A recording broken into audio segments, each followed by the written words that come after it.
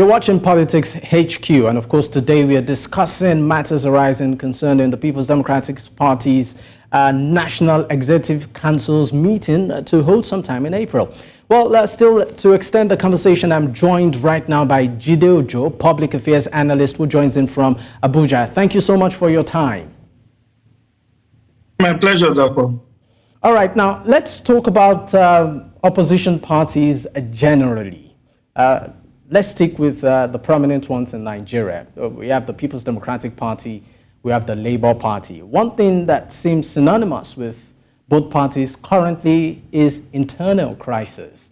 Do you think this has sort of distracted the main role of opposition parties when it comes to politics and politicking in the country?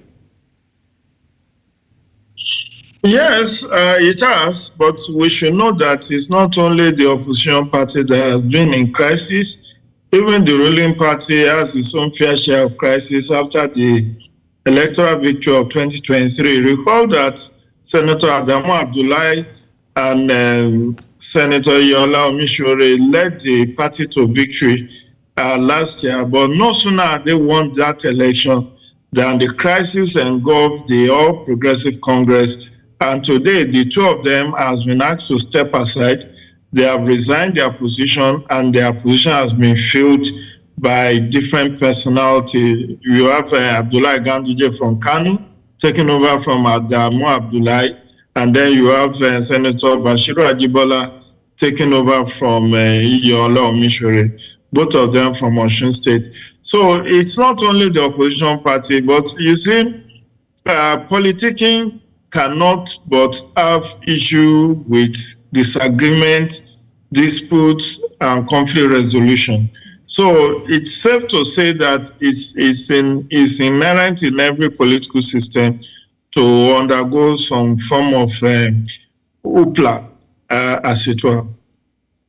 All right. Now, talking about opposition, let's get to specifics. One of them is the People's Democratic Party, which would be having its NEC meeting sometime, in the month. What do you make of the situation where we see some party members, or a prominent one is, for instance, Nyesom Wike, who is a strong party member, of the opposition, and also a participating member, let me use that word, of the ruling party. You see this kind of, and then you put it side by side with political ideology and all of that, party ideology, and all of that. What do you make of scenarios like this? Well, from time immemorial, we've been having what they call government of national unity, even under Obasanjo, under Umar Damagum. Some elements in the opposition party were co-opted or were nominated to participate in the government of the day. So it's nothing new. It's just that with the case of Nyesom Wike, he was rewarded for anti-party. It's not the same thing as when a party takes a decision and said, okay, we are asked to nominate somebody, so we are putting you forward. In the case of Nyesom Wike, he blatantly worked against the interest of the presidential candidate of PDP. He made no secret of it. He mobilized 4 other colleagues. There were G5 governors who resisted, who refused to campaign for the Atiku Abubakar.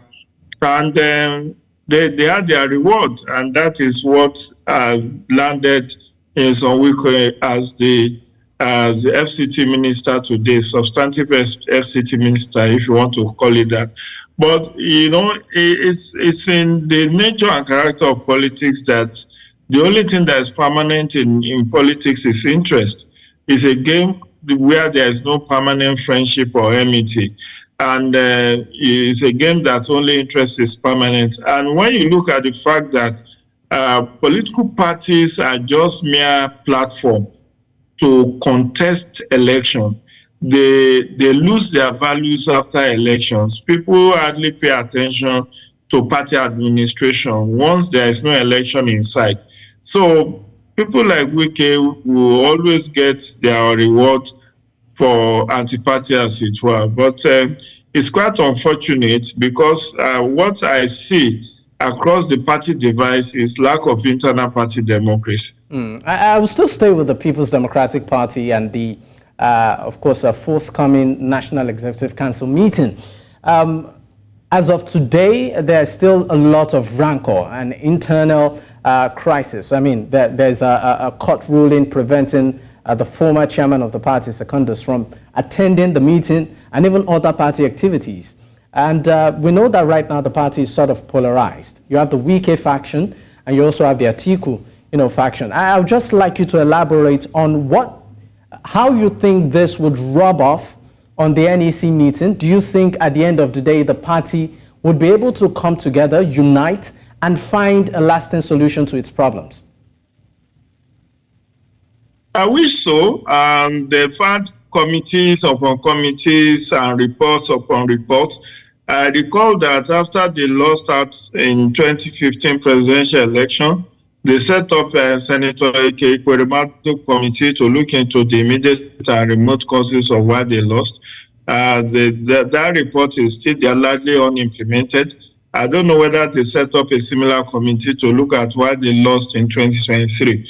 But be that as it may, it's not unusual to have all of these hubris or all this hoopla, all this, ruckus in the political system.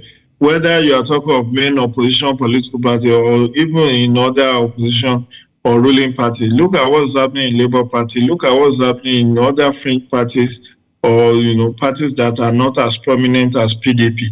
The issue is, I hope that after the next meeting scheduled for on the 18th of this month, they will be able to set up a reconciliation committee to properly reconcile all the fielding parties. Yes, conflict resolution is part of internal party mechanism that has to be brought to bear to resolve issues. You recall that even in APC, there was a time that President Bola Tinubu, then classified as leader of the party, was appointed by former President Muhammadu Buhari to lead a reconciliation of the APC members. After him, I think there was another committee that was also similarly set up.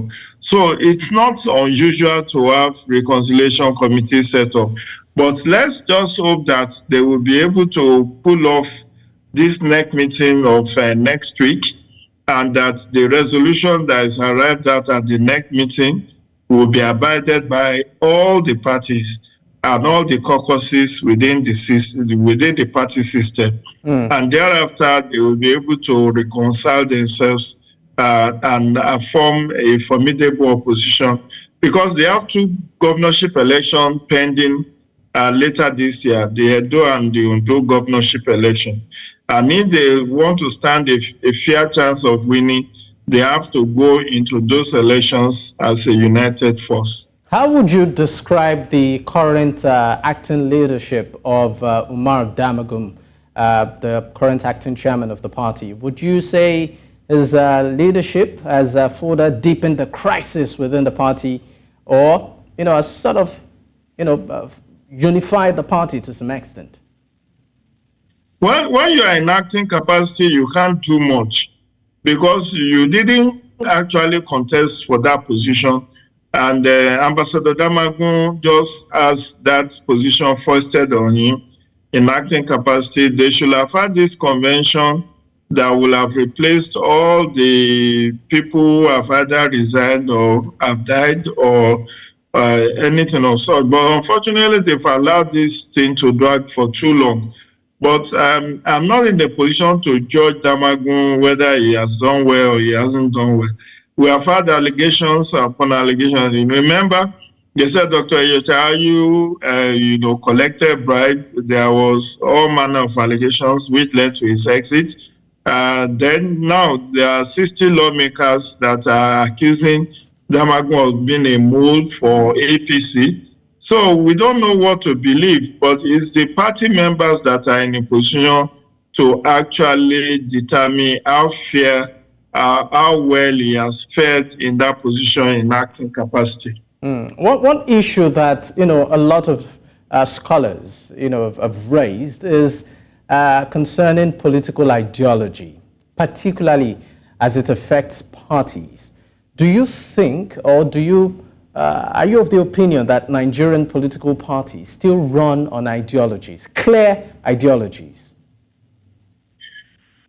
Well, at least in terms of registration with INEC, it's part of what is in their constitution to have an ideology. But whether they respect the letters and spirit of that constitution is a different ballgame. All the political parties in Nigeria, 19 of them without an exception, have issues with internal party democracy. So it then means that all of them without exception have issues with ideological leaning. And being faithful in exercising, or what I will call constitutionalism. Constitutionalism meaning the supremacy of the law, the supremacy of their constitution, following the constitutional provision that they have given unto themselves. So in terms of ideology, on paper, you check all of the 19 political parties have their own ideology because it's extracted from Chapter 2 of the Constitution. But whether they practice it in truth and in deed, as our motto is in University of Lagos, is a different ballgame. I don't think they do. Otherwise, we will not be having all this eating up of the polity, allegations, accusation of corruption, of abuse of office, and all of that. But be that as it may, don't forget we are a young democracy. We've had 29 years of military interruption out of 64 years of government, of civil rule. So it's still a learning curve. Even America, with over almost 300 years of civil you talk about democracy still being a learning curve. I'm sorry to interrupt, but you talk about democracy being a learning curve. Some are even questioning the idea of democracy, if at all it's the right form of government for us. It is, because every other system is worse than democracy. Really? You can't go for autocracy, you can't go for socialism. And this is the one that I think we've been able to near perfect. The Chinese have communism, they have socialism. The Indians have their own parliamentary system. But many would also argue, the problem is not... Okay. The problem is not in democracy. The problem is in the operators of the system. It's the operators that are at fault. It's not the manual. If you have a car, Dapo, you have a car that says every 3 months, every 6 months, change the gear oil, change the engine oil, service the car, you refuse to do so. Should you blame the manufacturer of the car, or you have yourself to blame? That is the way I see it. We should blame ourselves. It's not about, the same democracy that we said is not delivering for us has delivered for several other countries. So what makes our own case different? What makes it different? The reason why, some experts are questioning this is they look at countries that maybe do not practice democracy and they're successful in terms of, economic metrics. You see them up there, and you also come to countries that, practice the so-called democracy, and we see what is happening recently across Africa. Power grabs and all. You need to understand. Maybe, okay, please land. You need to understand that democracy is not about brick and mortar. It's not about building roads and infrastructure. Democracy goes beyond that. Democracy is about respect for civil rule, civil liberties, human rights. Democracy is about having your choice, having a civic space, where you can afford to dissent from the mainstream without any fear of being picked up, any fear of harassment. So if you go by the brick and mortar of democracy, yes, you say military built Third Mainland Bridge, they built most of the road infrastructure in Nigeria. So but isn't that the essence of leadership? But under a military rule, you don't have rule of law, you don't have civil liberties. I'm sorry. People can be kicked. Your station can even be locked down because somebody came and granted an interview that the government of the day does not find I mean, there's the aspect, you've made a very valid point concerning the aspect of freedom, which of course is key and fundamental to democracy. But also fundamental is the good life.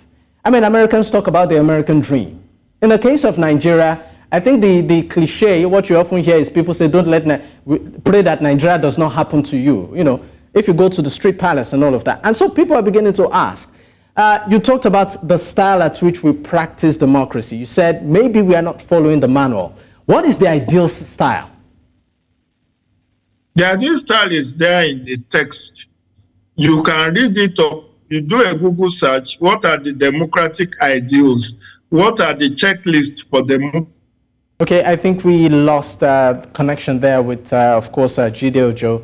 We sincerely apologize for that, but we'll go on a quick break and we'll return shortly. Stay with us. You're still watching Politics HQ, and of course we went on that quick break because we lost connection there, which of course Jide Ojo, but I understand is back now. Thank you for hanging on, Jide. Yeah, it's a pleasure. Sorry that let me say Nigeria happened to me.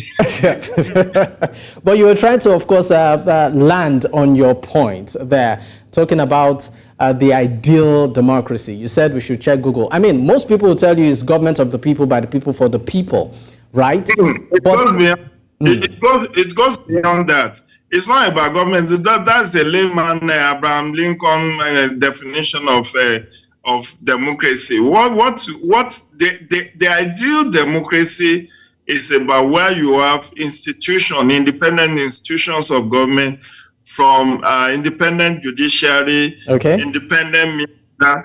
You talk about the party system. You talk about the executive arm being rule of law. There being separation of power. There being checks and balances. Those are what makes democracy ideal. Let me give you an instance. If you are talking of military, in the military you have the Supreme Military Council, who serves as both the executive and the legislative arm. They churn out decrees. They didn't ask you and I.